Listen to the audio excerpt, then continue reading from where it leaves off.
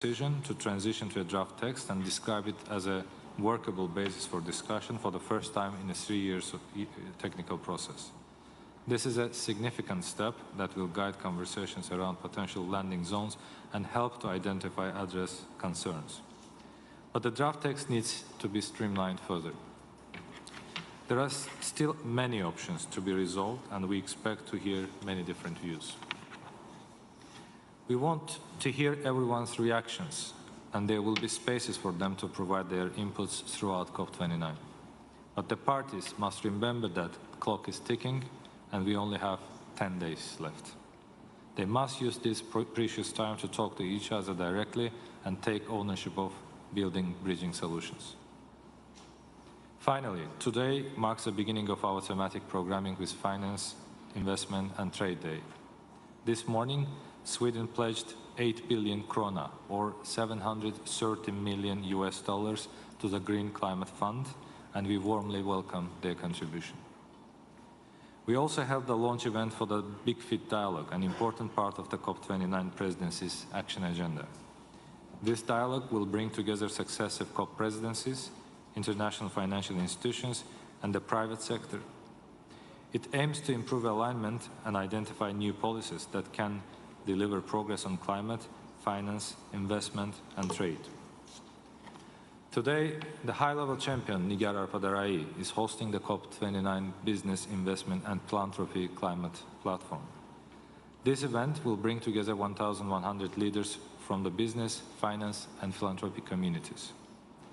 It will give them a platform to discuss both what they need from governments and the solutions that they can bring to addressing the climate crisis. We want them to send a strong signal to all actors that the private sector stands ready to commit to climate action, and today is their chance to step up. At the event, a group of pension funds, sovereign wealth funds, family offices and foundations will announce a new collaboration to accelerate the deployment of private finance into climate and sustainability solutions. This partnership has over $10 trillion in combined assets under management, reflects the intensive engagement between these organizations and COP29 high-level champion throughout the year. Ladies and gentlemen, we have made a strong start. We have already delivered significant wins, from loss and damage to carbon markets. The progress we have made will make a real difference to real people. Now is the time to drive forward this momentum. Thank you for your time. I now hand over to my colleagues from UNCTAD and the UNDP. Please, Madam. Thank you very much. And next speaker is Achim Steiner, please. You want to go first? Yeah. Thank you very much, Mr. Rafiev and our colleagues in the UNFCCC. It's a pleasure to address you here. And let me add perhaps a little bit of a perspective from the vantage point of the United Nations Development Programme, whose daily bread and butter is to work alongside countries in actually implementing their NDCs, mobilizing financial resources for investing in the energy transitions, in mitigation, adaptation, and also in building the pathways for a transition towards a greener economy, a low-carbon economy that is not simply a climate change objective, but is actually a development objective. And I think increasingly also in our work, including the Big Fit discussion this morning, we saw the recognition that climate change is increasingly not just a driver for investment in bringing down emissions, it's actually an investment in the development pathways, the economies, the commodities, the services, the infrastructure on which countries will thrive over the coming decades. It is difficult sometimes for the public and maybe even for some of you to follow the numbers game. And, you know, a lot of numbers are obviously circulating these discussions, and no one else than the chief negotiator is experiencing the challenge of these different lenses that are being applied here. What I would like to perhaps add a little bit of perspective to also allow the negotiations not always to engage in what sometimes in these COPs becomes a zero-sum game. If one person gives more, that person has lost something and the other person has gained something. Climate finance has long transcended this kind of equation. Let's first of all acknowledge that when parties are negotiating here in Baku between $100 billion and a $1.3 trillion sum of investments, that these are not numbers that should sound extraterrestrial to some. Just go back to the IEA that estimates that this year alone, total investment in new energy infrastructure will be around $3 trillion just this year, of which in fact $2 trillion will be in renewable energy infrastructure. So this just gives you a sense that when we are talking about $1.3 trillion for developing nations to be able to accelerate their transitions, their investments, their ambition in the nationally determined contributions that are next year at the COP essentially being put forward to demonstrate that the Paris Agreement with its pathways holds, then these are not unreal or surreal sums. In fact, we have spent trillions over the last decade already in investing in the energy transition, which explains why so much of the world's electricity in 2024 is already being produced with cleaner and often zero emissions technologies. Secondly, in these negotiations, it is also important to remind ourselves that developing countries are already investing hundreds of billions of dollars of their own taxpayer public revenues in climate change, whether in adaptation, because with every disaster, enormous sums of money are being redirected and repurposed in essentially just staying in the same place and recovering, not investing in the future of infrastructure, modernization, education, but also in mitigation. Latin America's track record of now producing 60% of its electricity with renewables didn't just come out of nowhere. The investments that are happening in India today, going from 200 gigawatts of renewables to over 550 gigawatts just in the next 4 years. This is probably the single largest, fastest investment in renewables in human history. And maybe surprising to some of you, if you take China and India together, half of humanity, if you want, most of what they have invested in, renewables, cleaner energy and so on, is not financed by taxpayers from the north. It has been financed, first of all, by, yes, taxpayers from their countries, and secondly, private sector, businesses, capital markets. And this is where much of the discussion that will happen over the next few days needs to find a credible formula where the public finance element is sufficiently robust in order to raise on top of that the multiplication of private finance.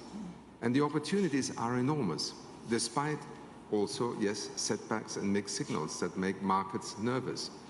But the story of these investments over the last 5 to 10 years has not only been one of growth, it is one of exponential growth. And therefore, my hope remains that in the negotiations here, as you also just pointed out, Mr. Rafiev, parties can see beyond the immediate arithmetic of a chessboard. This is actually an opportunity to co-invest, and whether it is through the public concessional finance core, that is particularly essential for least developed countries, the most vulnerable countries, small island developing states, because they cannot, out of their own capacity, make these critical, pivotal investments. It is also why Africa, for instance, is so vocal at this COP here, because this remarkable $3 trillion that the IEA expects as investments in 2024, colleagues, less than 1%, roughly, actually found its way onto the African continent, where the vast majority of those citizens, over 600 million, live today who have not even got access to any form of modern electricity, the fundamental driver of development. These are the correctives that we are trying to address in a global collective financing goal for climate change that ultimately is also an investment in development, and a development where we can mobilize significant private capital, but we have to create the right conditions. Perhaps a last reminder, because it is often forgotten, people ask, where is that money going to come from? Particularly in those countries that, yes, may have to put some money into the kitty. Let us remember that the world still is spending hundreds of billions of dollars of subsidies for fossil fuels, extraction and consumption. The IMF estimates that the total economic or financial impact of these subsidies is now around $7 trillion. We don't even need to find new money, we just need to take some of the money we're spending on artificially making fossil fuel consumption cheaper or extraction profitable and direct it towards the kind of climate finance economy that we are negotiating here in Baku. I'll stop here. Thank you very much. Thank you, and I hand over to Secretary General Greenspan, please. You have the floor. Thank you very much, and thank you very much to the lead negotiator for his remarks, and thank you to the presidency of COP that together with the UNDP and UNCTAD is launching this Big Fit initiative, the Baku Initiative on Climate, Finance, Investment, and Trade. And as both of my colleagues were saying before, you know, the fight against climate change is in a pivotal moment. The science is clear, the urgency is undeniable, and the window for action is closing if we really want a better life for the majority of the population of the world. And in the middle of all that, we need to have policy coherence, and that's what this initiative is about. We need that what we do in trade is not against what we do in climate, and what we do in financing is not against what we do in trade. So we need trade, finance, and climate policy to come together. And as we say very often, trade has to be part of the solution, not a problem, but part of the solution. So here we have also our colleague from WTO, and WTO and ITCs are also supporting this initiative. Now, why do we say this? And I think that Achim said this very well. You know, the finance that is getting to the least developed countries, to the small countries, to the most vulnerable countries is very little. You know, if you take the direct investment or the foreign direct investment into these countries in the renewable, as Achim was saying, for example, for renewable energy, these countries are receiving, Africa is receiving, you said, between 1% and 2% of the total foreign direct investment that is going to renewable energy. And so obviously something different has to happen for the countries where the investment is needed most to be able to attract this investment. And for that, we have always said that we need a reform of the international financial architecture. We need the multilateral development banks to come in, to take more risk, to crowd in private investment, and to be able to direct these resources to the countries that need them most at the right cost. Because part of the problem that we have in most of the developing countries is that they can finance themselves at very high interest rate, at a very high cost of capital. And the high cost of capital is an impediment for these countries to really make the green transition happen and the investments that they need happen. We know that the needs of investment for the sustainable development goals of the developing world has gone up, not down. When we started in 2015, we needed $2.5 trillion in investment. Now we need $4 trillion in investment. And the most we delay the action, the more costly and more expensive it will be. But let's go to trade, for example. And here we were saying today that also we have trade practices that perpetuate unsustainable patterns. For example, clean energy technologies face tariffs that are on average 2 times as high as those that affect fossil fuels. So Achim is absolutely right. You were talking about subsidies. You know, 7 trillion according to the direct and indirect effect of subsidies on fossil fuels, but also in trade. We have higher tariffs for clean technologies than for fossil fuels. So we don't have a leverage, a playing field for the new technologies to really thrive. And we need this green transition also to dynamize growth. Because right now, the world is in a new, what we call a new low normal, where growth is below 3%. And that's not enough to fight poverty and inequality in the developing world. So if we want to dynamize growth and have higher and sustainable growth, we need trade and investment, and we need the green transition to really make this happen. So that's why we say trade, investment, and finance has to come together. We have to have a policy coherence framework that will make these three very important elements for the future of the global economy to really look for the synergies and allow the developing countries to thrive and grow appropriately. Now, what are we going to do within the big fit? So in our case, UNCTAD will work with the sustainable investment community, including sovereign wealth and public pension funds, green bond markets, and sustainable stock exchanges to ensure that their many trillions in assets under management can play a role in achieving the SDGs and ensuring sustainable energy for all. And so we will work on the trade side to make trade part of the solution, and we will work on the investment side to really be able to have a sustainable investment, the investment community to come together.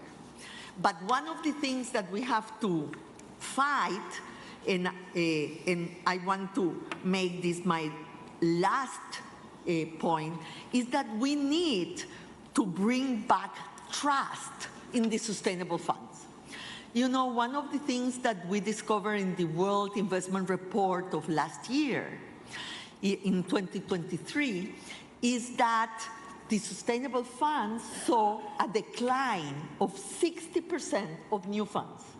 60% decline of new funds coming into the sustainable funds. And why?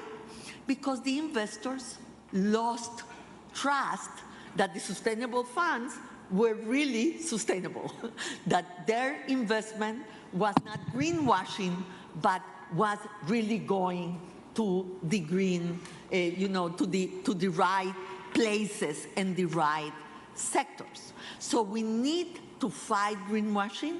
We need to bring back trust.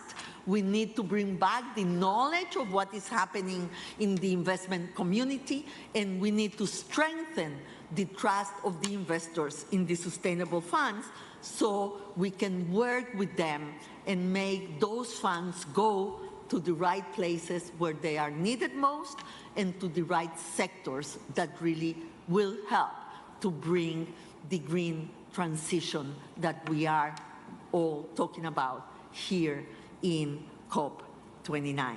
So again, thank you very much to Azerbaijan for bringing us together for this initiative, and let's work together to have policy coherence and to help those parts of the world that cannot make it happen alone, but need the solidarity and the cooperation with the rest of the world. Thank you. Thank you very much, Secretary General. We now open the floor for a few questions. If you could please identify yourself, your media organization, and please wait for the microphone because we have colleagues joining online so that they can understand your question. Let me start, second row, the gentleman in the red pullover. Thank you. Damien Carrington from The Guardian. Question for Mr. Rafaev. You mentioned in your opening remarks that parties had said that the current text for the NCQG was workable. I mean, we've been told by Annex 1 parties off the record that it's actually unworkable. I mean, can you sort of tell us how big a problem there is to solve there, please? Thanks. Thank you so much. Yeah, as you know, the text that is currently on the table is a product of 3 years of hard work that the parties have been have been engaging in the inclusive process. And there is no alternative to this text, and everybody understands that there cannot be in the remaining 10 days any alternative text that can be produced which have the same legitimacy as this document. Therefore, of course, there are some diverging views. There are some points that need still to have the convergence on, and this is exactly why the multilateral negotiation process exists, that to bridge the gaps and find the solutions. So therefore, we are expressing the prevailing idea and the prevailing atmosphere, the spirit within the room, which is everybody understand that this is a text that is a product of the ad hoc work program, and but with some iterations, with some, of course, streamlining, narrowing down options, this text could be a good starting point for continued negotiation process. Thank you. Thank you. The lady in the second row on the other block.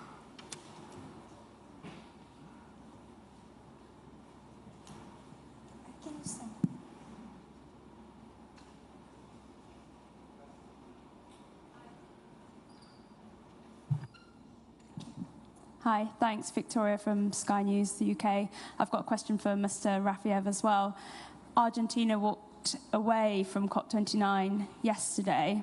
Are you worried about any other countries following suit, especially in the context of the US election? And are you worried about the COP29 process in general because of that?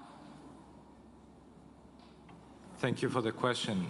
This matter is actually a bilateral matter between Argentina and the UN, and I cannot further comment on this matter, and I would like to propose that we stick to today's thematic theme, which is finance. Thank you.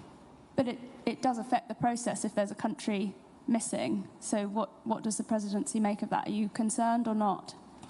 I think I've been clear in my answer that we would rather focus on the topic of today. The gentleman in the same block, fifth row, approximately, just behind you. Yeah.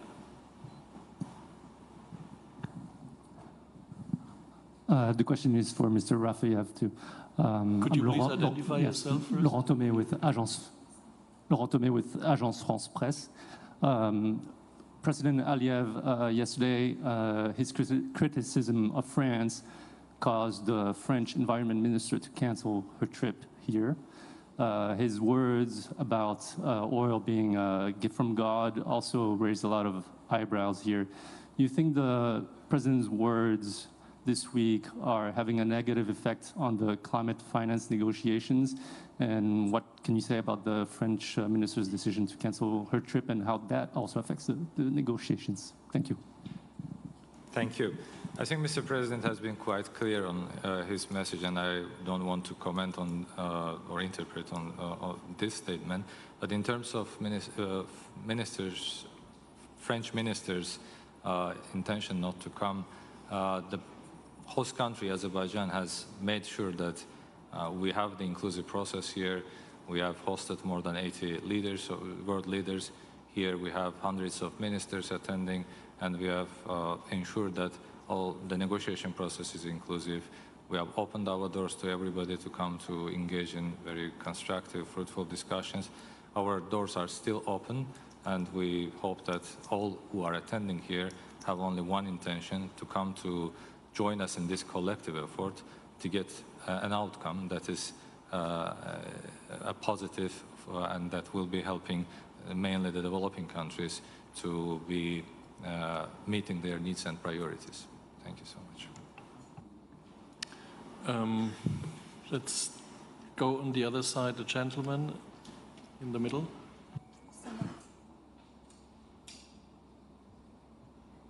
Thank you. Sebastian Rodriguez from Climate Home News. I wanted to ask for Mr. Rafiev on the Climate Finance Action Fund, which was proposed a few months ago as an option to mobilize private finance from oil producers. I was wondering if the fund would be launched during COP29, and if the presidency has faced any hurdles in sort of getting that running. Thank you. Thank you so much. Yes, Climate Finance Action Fund is one of our 14 presidency initiatives. When we announced it, we have been clear about the process that we want to proceed with. We have established it with a participation, with an intention to create an innovative source of funding for developing countries with an innovative concept. But at the same time, in order to ensure the inclusive process of concept development, we have decided to include also potential donor countries into the working group that we have established to work out a concept that would be workable, that would be acceptable for them to join. So therefore, at this COP, we have announced that the working group that we have established is working on the concept paper, to have a detailed concept paper, because this is a very complex process to establish a new fund that will need some time, but we are on it and we are working closely with all potential donor countries. We have seen a great interest by the potential donors from both developing countries, from the developed countries, from the public sector and the private sector, that encourage us to continue this work in a way that we can establish and operationalize the fund as soon as possible. Thank you. Mr. Aik Holim, would you like to add anything from the WTO? Well, maybe I'd just say that, you know, the comments by Secretary General UNCTAD and the administrator from UNDP were really very clear on the role that trade can play as a solution to the climate challenge that we face.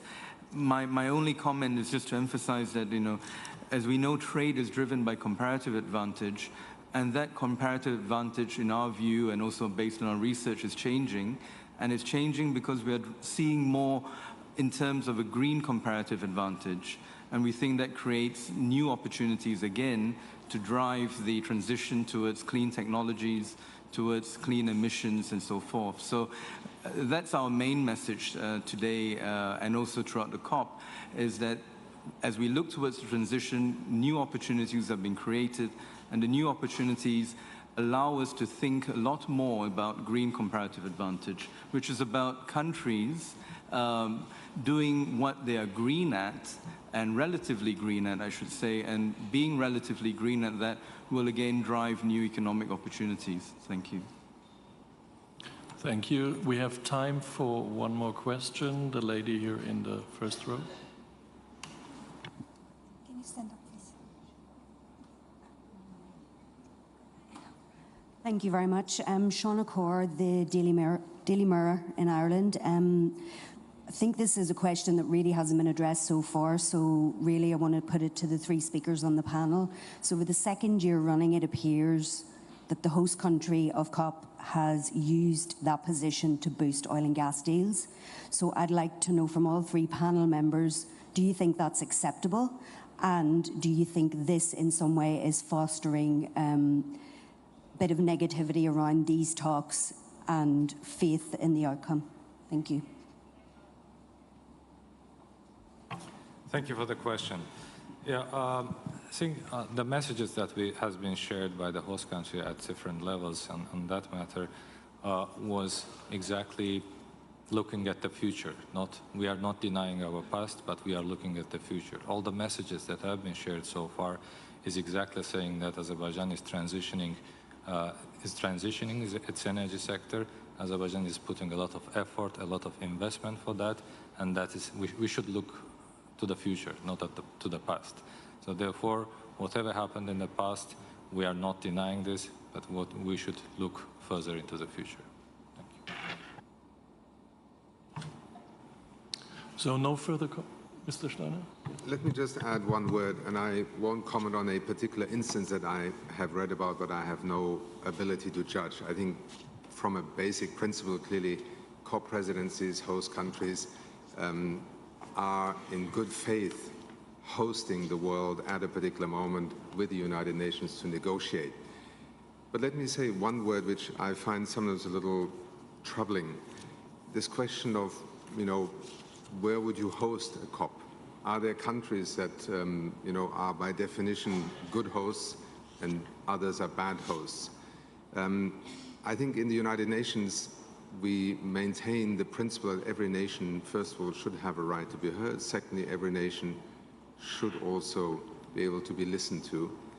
When we convene meetings like this, let us also be a little bit more conscious of the fact that labels are not always the fairest way of describing a nation. Some of the largest oil producers have hosted COP in the past, and seemingly this seemed to be a perfectly acceptable phenomenon.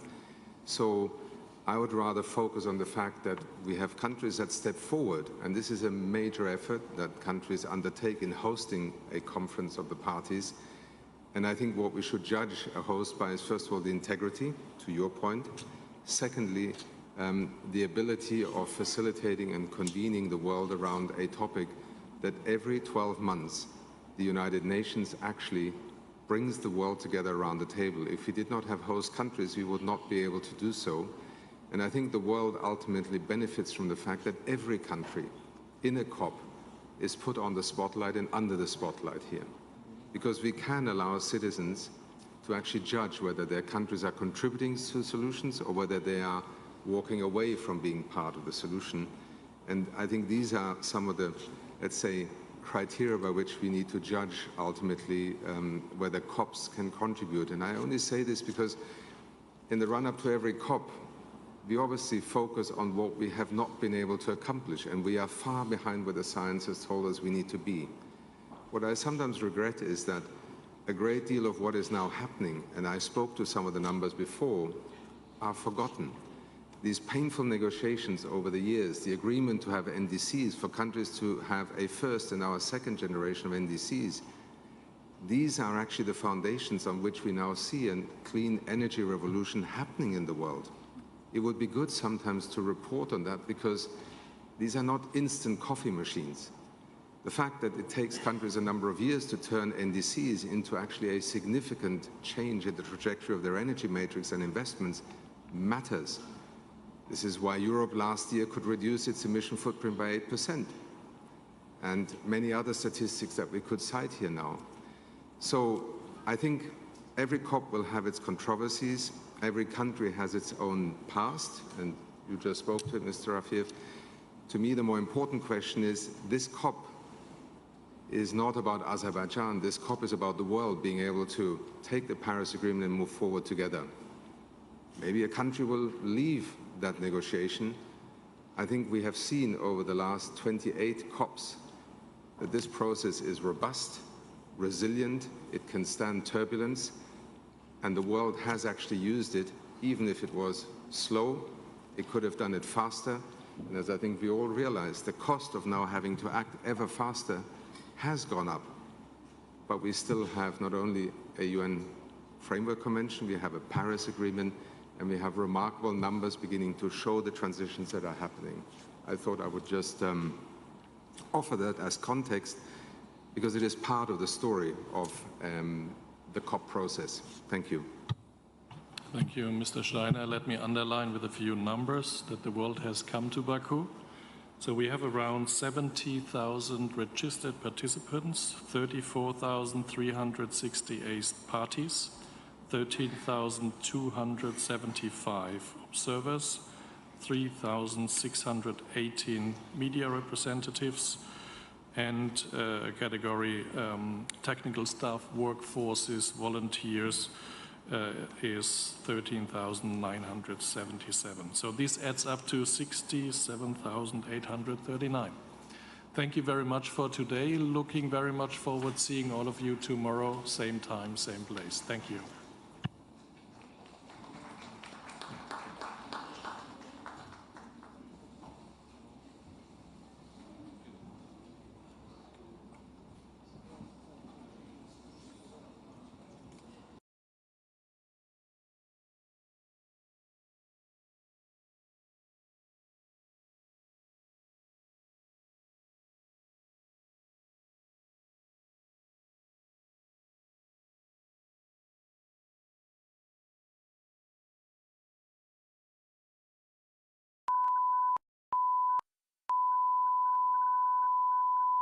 This is the primary audio circuit for the Reuters live service.